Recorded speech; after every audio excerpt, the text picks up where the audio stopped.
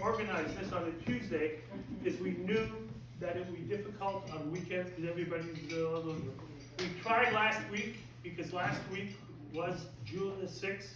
June the 6th, as I said in one of my emails, as we all know, was D-Day. And for those of us who didn't make it into the A-class meal, Alan, I thought having it on D-Day would have been very, Well, we would have had to reunite with our regiments. yeah, exactly. But we are here today, and I want to first and foremost announce a very special guest from across the street in honor of his lovely parents, Dr. Michael Wyman.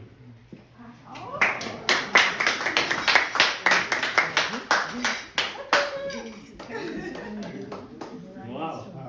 And another, where's our other? Yeah, I used to go to that store. Where's Judy? Right here. Judy, Al and Judy Fleming. I don't know how many. Why? What's That's all right. Come in. John Poach.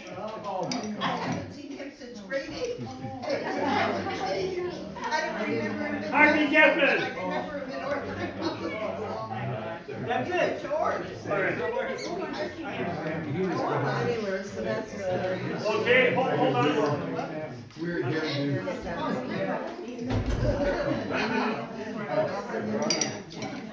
I want to announce two very special guests. Al Fleming, I don't know how many of you had Al, but Al was my grade 10 math teacher at Harvard. One of probably the best teacher I've ever had. Phenomenal, where we stayed in touch over the years. And after Harvard, he felt he was ready to face the world. He became principal of UTS. Many, many years. You told me once how many Rhodes Scholars and Nobel Prize winners he taught. Not me. But with Al is his lovely wife Judy. And I want Judy to tell you her connection to Harvard Collegiate. Loud and clear, darling. Okay. My dad taught for almost 40 years at Harvard Collegiate. And your dad was? State Caldecott.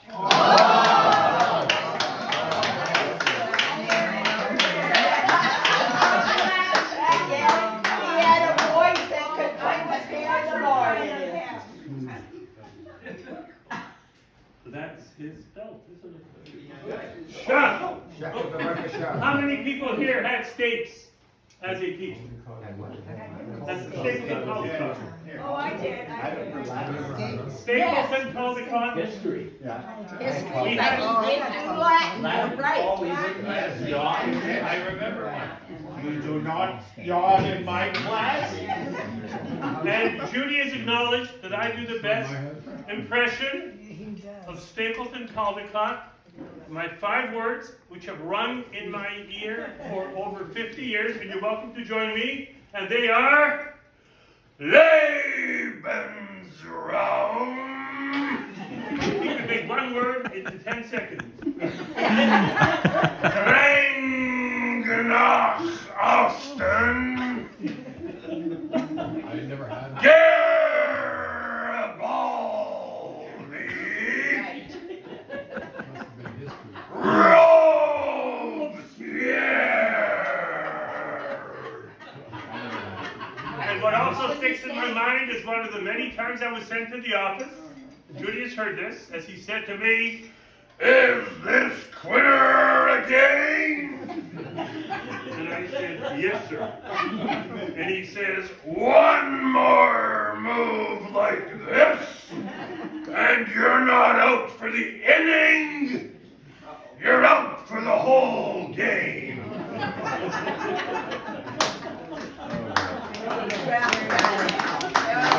And it is so delightful to have you and Al here. It is just absolutely.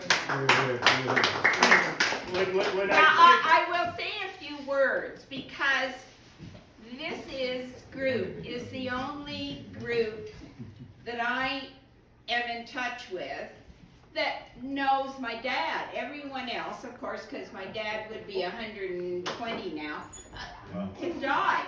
So it's lovely to be with people who remember him. So I do thank you very much, but it was interesting you made mention, Alf, of June the 6th. Yes. I don't know whether most of you know, because it was before your time. Although my dad taught for almost 35 years at Harvard, he took 3 years off and served in the war, as so many of them did, as volunteers from 1942 to 45. And he landed on D-Day. Yes, he did. Yes, he with did. the Ottawa Cameron Highlanders, although they came in, he was liaison for them. He was part of D-Day. So I thought that was interesting that you mentioned. And that was another reason. When I thought about D-Day, I thought of that because I remember when your dad passed away, I was just sitting down at dinner and I saw the obit.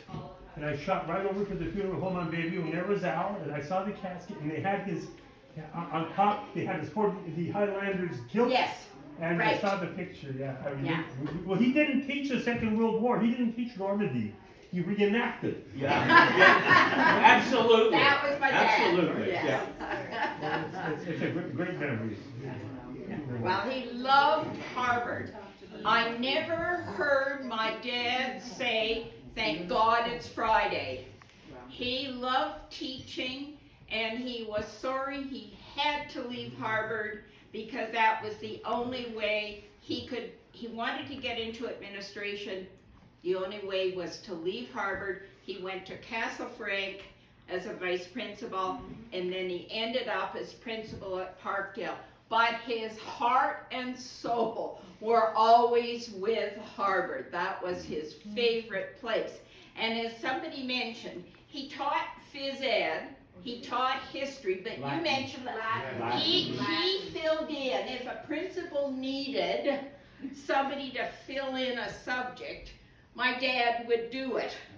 I mean, he had no background in it, and it would be grade 10, grade 9. Okay, but you only had 3 periods a week is my guess, because it's introductory. Each one was scary. What I remember, I still hear his voice. Yes. He said, "You will not yawn in my class." Yes, sir. You're scared of And you know, teachers Judy, these days. the teachers at Harvard, let's face it, a lot of them were very physical. That's a fact. I've never, ever saw your dad lay a finger on anyone. I can tell you that one of my memories of Harvard, we're gonna do this later, but I'll just, Danny Pearl and I of the show were sitting at the back of the class in Mr. Ireton's class. We're going over the events of the weekend. I didn't know where Mr. Ireton was. He was standing behind me. I didn't see the windup. I felt the pitch. He hit me on the back of the head so hard, I picked up my glasses at the front of the room. Over the years, I've represented many people with sore necks. I've always wanted to say to these people, "You think you have a sore neck?" And I remember Mr. Robertson grabbing Shirley and never saw your dad ever touch. And Mr. Robertson was only that high, Yeah. wasn't he? Yeah, he was very short. Yes. Yeah. And Slack was a dead eye with a piece of chalk. Really? Well, he could hit you in the forehead if you're sitting in the back of the class. I remember Baker. Here's your battle cry. We shout the flag from the orange flag from the honor of HCI. She go the pay, she go the pay, she go the blue block. Hey, Harvard, hey, Harvard, hey, rah, rah, rah. Yeah, Harvard. Let's see.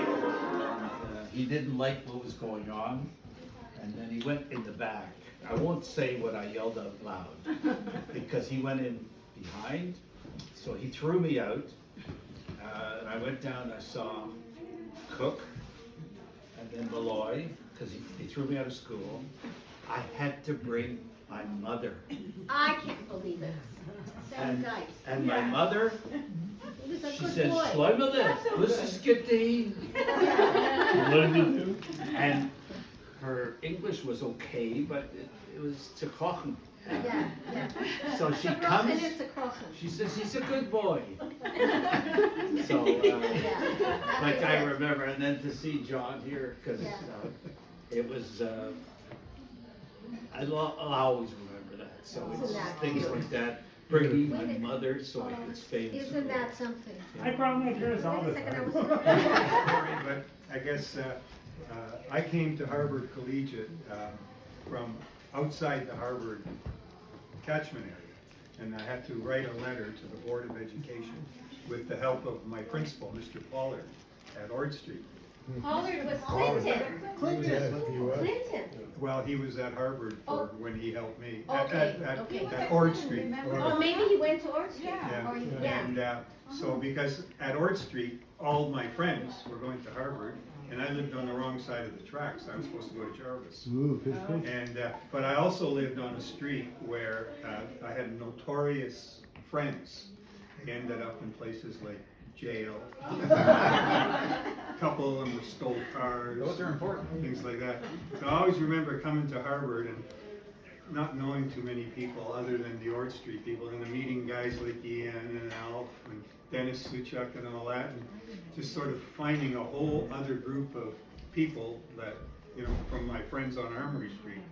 And I often wonder whether that kind of saved me from where they all ended up. But, and I just remember like the friendships, there was no hassling each other, there was no, 1 year, yeah. I don't remember much bullying. I remember people being serious about school when they had to be, having a lot of laughs when they didn't have to be serious. It was just a good place to spend 6 years.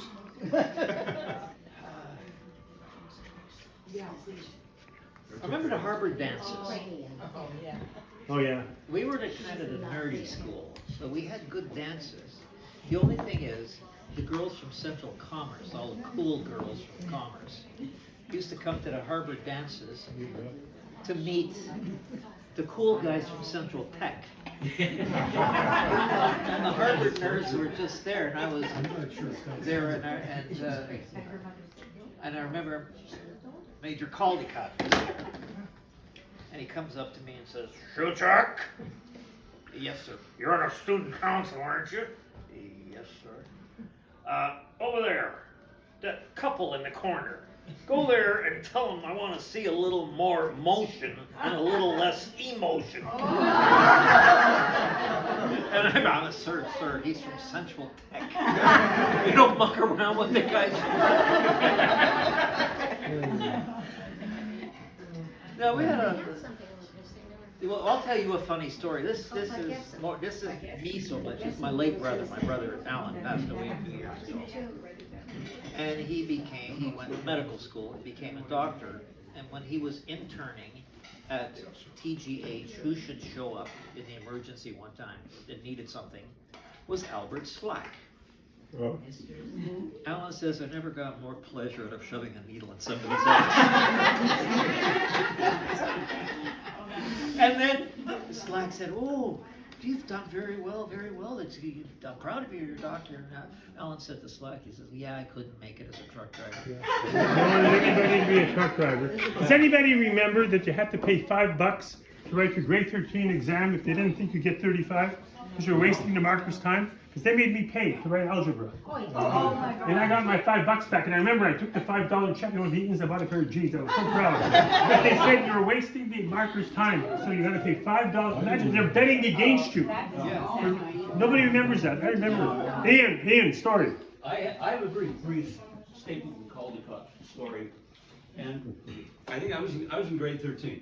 And my brother Marty, who also went to Harvard, was there first day of school, grade 9. He's first day in high school. He's petrified already. 9 o'clock the bell rings. 9:01 the phone rings in the classroom, and it's the vice principal's office. Please send Marty Coney down to the vice principal's office. Marty didn't know what to do. He goes down there, sits him down, looks at him. "So you're Ian's brother. We'll be keeping our eyes on you." And then there's a time John locked Wheeler in his office. But that time he went into his office and slammed the door. John just walked up through the locksmith, locked him in his office. I had a teacher come see me many years later, as when I was a lawyer, and I looked at him, and he was a real estate agent at the time. And I said, "You look familiar.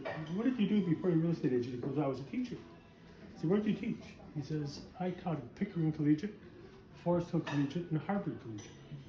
I said, "You were my grade 11 teacher." He goes, "Oh yes, I remember. You were in the A class." "Yes, I remember." No, you weren't. E class. So No who offense, was he? no offense, Neil, Alan, it's okay. We don't mind these guys in the A class, these smarty pants. I don't know where this ABC bullshit comes from, but I was at the A class, and if I look back over my career of marks, they were all very good, except for one. What was the one? Well, I'm not very musical. Not very musical at all. However, I decided that I, in grade 9, would be a violinist. Ooh. Wait, I've also played the guitar, and actually, I like country and western music, so I actually sang at a couple of bars on Bloor Street Oh my God. for country songs, but I was not the greatest violinist. So you would ask yourself, what the hell does that have to do with marks? Well, one day, we were sitting in, there's a music room, remember the music room there? Sure. And I was second violinist. Mr. Rowe was the teacher? That's right. Yes. And Tavel, Yes. Roland Tavel. Isabel was the Band band. row. Right. He So- beat up girls. I'm the second violinist, and there's I think a young man, I can't remember, I think it was a guy, he was the first violinist. And then Mr. Rowe says, "Give me a da-da chord." So I naturally give him the da chord. He says, "Doesn't sound right. Give me, this is there's about 6 or 7 violinists." So after 3 times, he finally says to me, "Neil, you don't know what you're doing." I said, "Sir, if you listened closely, you would have understood that the gentleman in front of me couldn't make the A chord, and I did. Don't be ridiculous."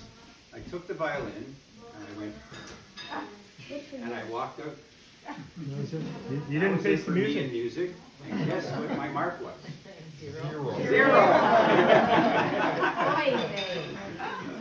So Okay. it came out in the early 60s that if you were good in math, you were automatically good in music, right?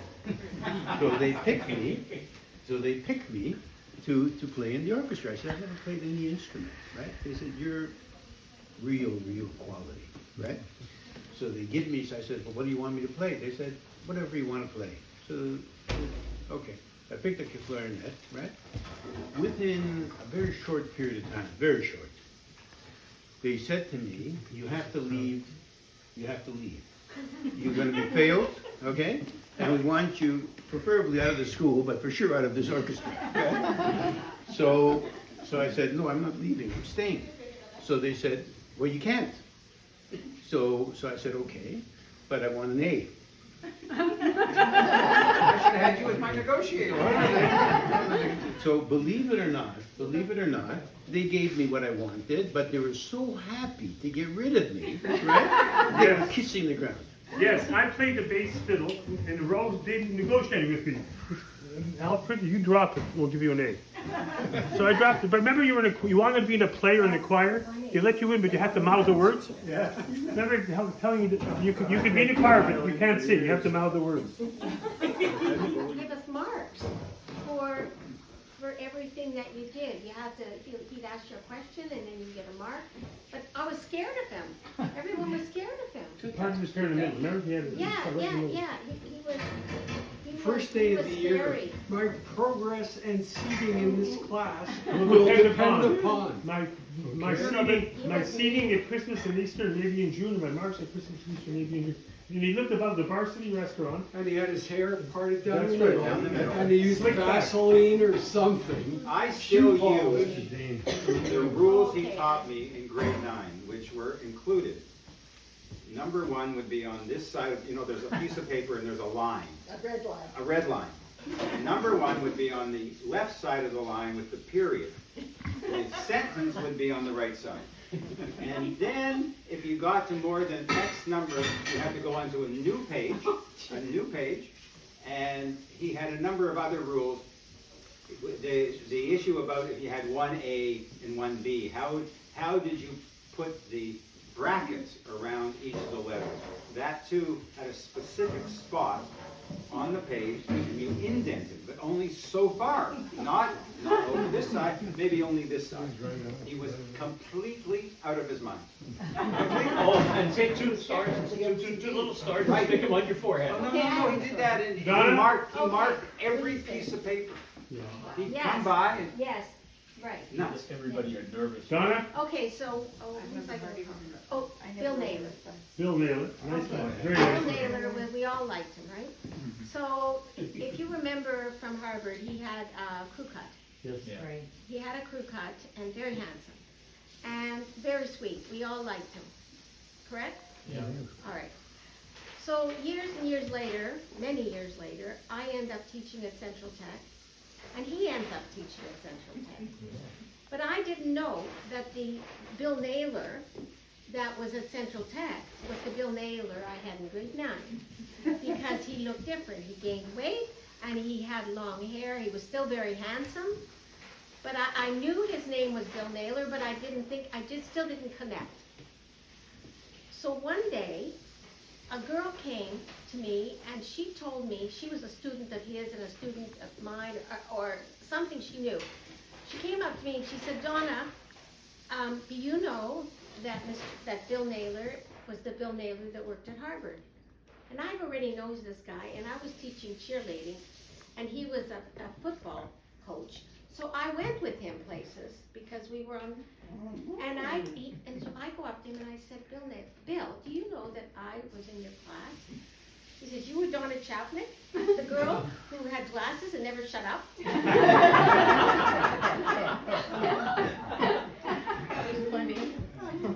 That was my grade 9 French teacher, Mr. D. I don't know if anyone remembers Mr. He also taught German, He right? also Yeah. taught typing. Okay. My sister had him. I did not like Mr. D. Okay? So I get a fail mark in French. It's the only subject I fail in grade 9. I go into grade 10 and I have to take French, and I have Miss Hislop for French. Euphrosia. Okay? So my sister is in grade 9 at the time, also has Miss Hislop. She gets 93 at Christmas, I get 33. Hislop calls me in and says, you know, what's going on? This is impossible. How can she get 93 and you get 33? I explained it, but that's not the good story. I'm going to tell you the good story now. And I'm not going to mention any names. Oh, go ahead. So here I am in grade 11, and you know, we were all afraid of our teachers. And Yeah. you know, we knew we'd have problems. And all of a sudden, one of the students puts a thumbtack on the teacher's chair. Oh, that's assault. And That's assault. now 1 second. And the teacher sits down and jumps a mile. Now, That couldn't be anybody in this room. I cannot report who it was because that person may be present here. But all of a sudden, this guy became my hero. He even owned up to it. The teacher said, "Who did that?" And you know, most people would keep their mouths shut. You know, I'm not saying anything. No one would say anything. But that happened. That was a memory from high school. Who was it? I can't tell you. That's an client The privilege. person who did it, we'd like to know why he did it. Well, then you have to ask him. I did. It was not my finest hour. You're not Winston Churchill, I understand that. I don't believe No, that. it is true. It It is true. He did that. Oh my God. I saw him do it. Oh, I can't Well, believe would that. And, oh, you gotta know Alan was studious, Yes. high marks. I was one of these guys hung out at the Guy's pool got a hall PhD. with all the bad guys, sort of, you know, I wasn't directed properly. He was a good student, I was sort of, I got through. But all of a sudden this happens, this is a shock to the system because you don't expect it. It was totally unexpected. He was your hero. Yeah, for what? There you go. Who in the heck would do that? I wouldn't have the guts to do that. I wanted to do that. Shoot, the But he BB gun confessed- story? That's the end of the story. Oh, Dear, let me finish. now, hold on. I- You wanna talk about that? Go ahead. Okay, so go ahead. No, the person confessed because the teacher threatened that everybody in the class would have to write their final exam. So he confessed and was sent down to the principal's office for the rest of the year. And he was the only one who wrote his final exam. You were in the same class? Yes. Yeah, you saw it too. Yes. Right. Okay. So there, I'm not fabricating the story. Fake, hey, boy, fake news. Thank you, John. That's what, he always says that, and she definitely says that. Can we ask why you would do that? Everybody's. The devil- the devil I never have did. absolutely no recollection of why. And it wasn't me. It was a good idea at the Well, time. the tech was there. Yes, other than that, that stood out. But I didn't love high school. I didn't know what was going on. I was sort of like a uncultured kid. But I did like the Harvard dances. Oh, yeah, And- the tea dances. And not the tea dances, Friday night, they had the Friday night dances. And I remember coming out of there sweating, all soaking wet, you know, because this was so exciting. And that was the only really good memory. I'll tell you one more. February the 3rd, 1959. I remember where I was on the stairs walking up to third period, and someone tells me Buddy Holly, Richie Valens, and the Big Bopper were killed in an airplane crash. And that's about my high school story. Well, when you went to a Harvard dance, if you went to Dave's pool hall first, Yeah. your sweater smelled from the pool hall.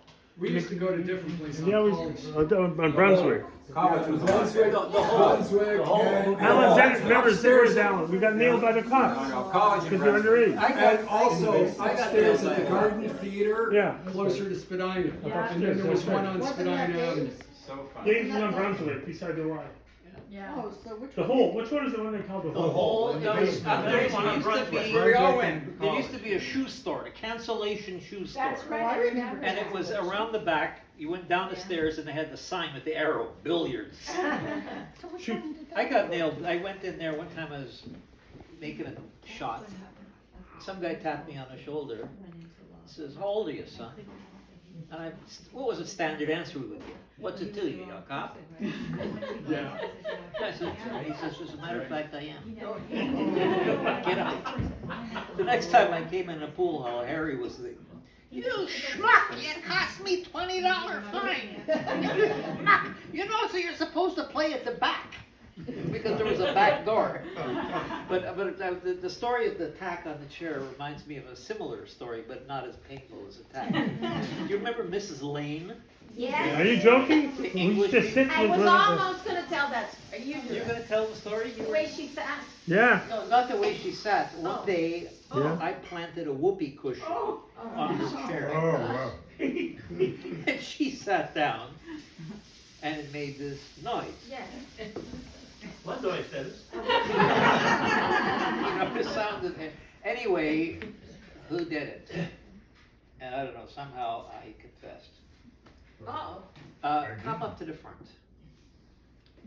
Inflate that thing. But she put her chair at the front and made me sit on that thing 100 times.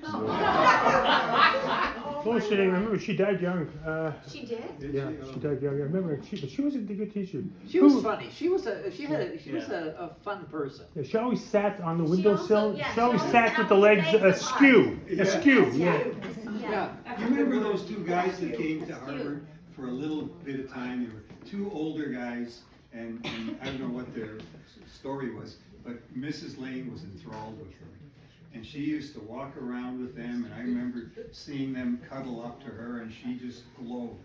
You remember, I don't know what the story was of those two guys. Who had It Freddie- lasted about 3 months. I don't remember that. Anybody No, know? I don't remember. Who had Freddie Schnick as English teacher? Oh, yeah. Oh, He's Oh, one of he the was a nicest, typing teacher. nicest people in the world who never said a mean word Yeah. about anybody. I remember sitting in the front row, a fly lands on the desk, and of course we typical like whack the fly as loud as I can in the middle of the lesson. You know, somebody else would just grab me and throw it. Alfred Clifford, the Great White Hunter. Has just had another kill. Do you remember, Nick didn't like when if you had to go to the washroom and excuse yourself, he says, I think he said, you're grade 12 now, if you gotta go, you gotta go. Don't interrupt the class. Just go. The only problem was there'd be 12 guys in the washroom. Pitching pennies, we used to pitch pennies on the floor in the washroom. Remember the guy that used to shit all over the radiators? And we made a song about him? You remember that? Yeah, this guy. Terrible. Right under your name, OSTS. OSTF, sure, our French teacher sucks. I remember.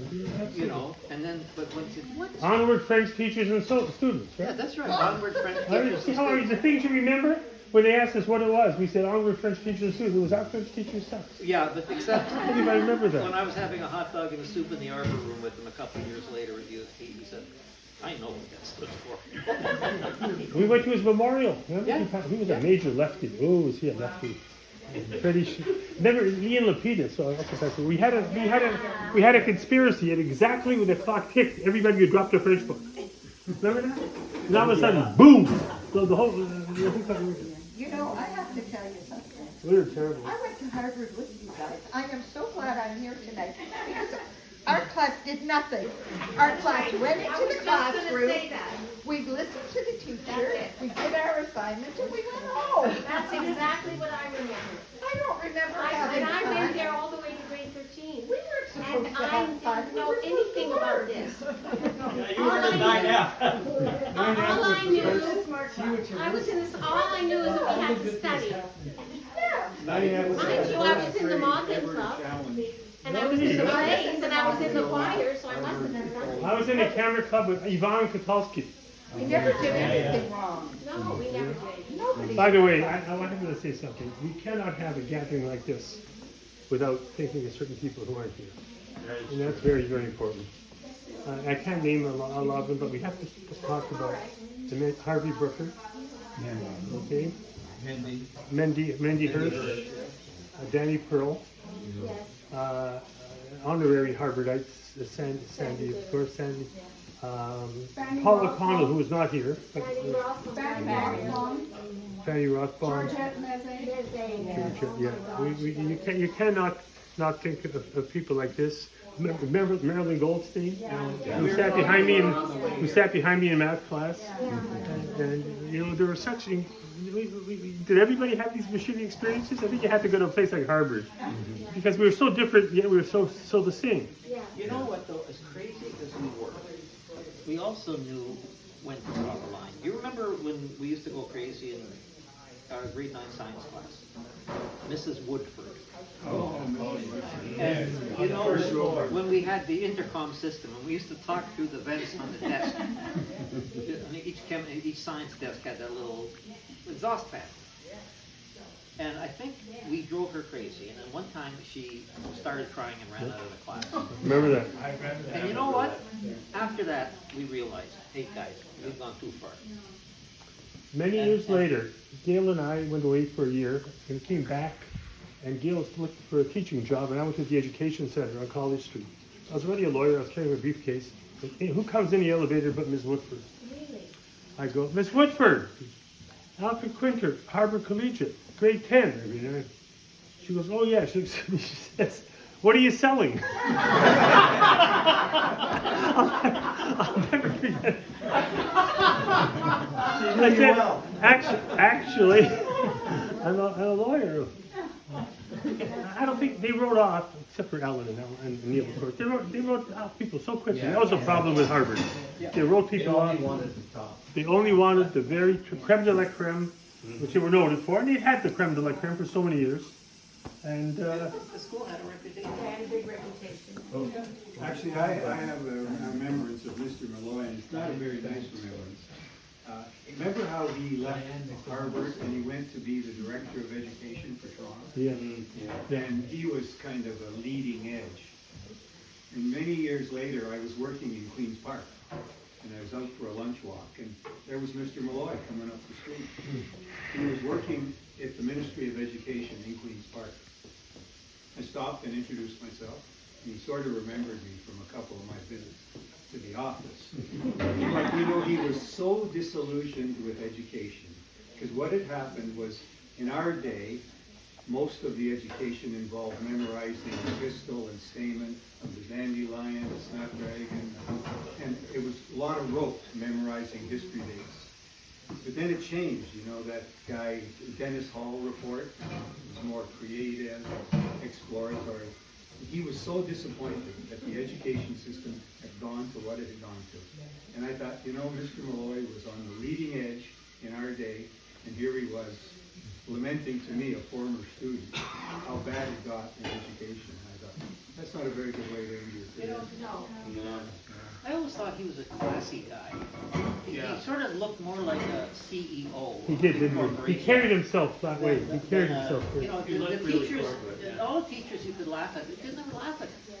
Yeah. You remember one He had a lot time of class. he made the presentation about the multicultural and ethnic variety of Harvard Collegiate. And he talked about all the nationalities he had calculated and all that. And he was recognizing multiculturalism well before it became in. And he was always very impressed with that. Helen, We're in grade 12 or grade 13, I can't remember. It's a science class and it's Mr. Smith. Remember Mr. Smith? little ball of Mr. Guy, Smith, of course. And one day he's teaching and he quietly goes to the back of the room into his cupboard and then comes out the back. And you know why? Because his fly was open. Mr. Dees was open and Jenny Polishin went from the back door to the front door. Right. And she knocked on the door and Mr. D went to the door. She told him outside that his fly was open. I remember Dean Polish. Yeah. Sam and John Poach were sitting at the back bench, and I was sitting at the front bench, and Judith was standing. And Mr. Wheeler was explaining how we had a bicycle and test tube, and that little cork to put into the test tube, and you were supposed to heat it up. So we were all doing that, and all of a sudden, in the front, Diana McDonald grabbed her neck because John and Sam had pushed the cork down so far that the test tube snapped into two, and she was holding onto her neck. She's gonna die. Judy Finkelstein runs out to the office, and I think I've known her my whole life, Diane. My first friend who's going to die. I was sure. She didn't die. And they, of course, got into lots of trouble because they had done that. That was the Wheeler. experiment. I remember going to Wheeler with either Gary Posner or someone, maybe you, to borrow something. And you remember what Wheeler said? How come you people are always borrowing things? I never forgot that. He used to call me Schmeimatz. Yeah. I don't know how he ever came up with that name. Yeah, he was a forestry graduate. He graduated from forestry, ended up teaching. And Sam and I, of course, we had a little comment thing. What did we used to say at the back of the class? That's why you threw me out. Yeah, we used to, because we was a guy, I mean, he was of German ancestry. Yeah. And Sam and I would sit at the back of the class and go, Fritz, what about the engines? Not up to things. Alan, what teacher was, we had a math teacher, I believe, who took a piece of chalk. Slack. Okay, What and goes up? He always takes he his said, chalk. what goes up must come down. And he took a piece of chalk and he threw it up in the air and it got caught in the light fixture. And it never came down, and every day when he walked into the classroom, he would look up to see if the piece of chalk was Yeah, when we were learning parabola. I don't know what it In was. geometry, a parabola. Well, I'll tell you what, last week, Gail and I were at a concert for Israeli soldiers, it's an annual event. And up comes a guy, and he goes, Alf and Gail Quinter, how are you? And I look at him, and Gail looks at him. Stanley Reisman. Oh my Stanley Rise was I said, Stan, I'm having about 30 people at the house Tuesday night. Please come. He's with his niece. I don't think he probably doesn't drive. He He never probably- married, he never married. His niece took the address, his niece took down the time, I said, Stanley, he's gonna be one of our surprises. And he didn't come. I said, Stanley. I didn't recognize him at all, he's skinny. I see him periodically Do in you? the shop, he's in the bathurst area very often, we bump into him. You do, a eh? lot. I wouldn't- But didn't didn't, recognize- didn't Sam, his brother-in-law, pass away? Yes, he did. Yes, he did. He was with his buddies, we were both taking psych. Wow. We're in experimental psych in second year, and we have a rat in the Skinner box. Of course, me and Cassandra, we named the rat Julius, we start playing catch with him. We're throwing the rat back and forth. I mean, today they would get killed in this. We show up one day, the rat's gone. We figure we must have taken his own life. Couldn't take it anymore. We're not getting another rat. We got to share the rat with the women with the people in the next cubicle. I owe it to Frank. It's funny, you know, and, well, where's Sanders? See Alan here? Alan met Sherry. Behind you. Alan met Sherry at New College. Oh, there they are. That was in the New College caf, that's where he met. In the And passion I think pit? I dragged Alan over. It's called the passion pit. Remember the lower we used. Yeah, yeah. But I think we were in the same poli-sci class, and I said, come on over to New College for lunch. And I think that they were in science. And Mike Schubert was. We protected you. We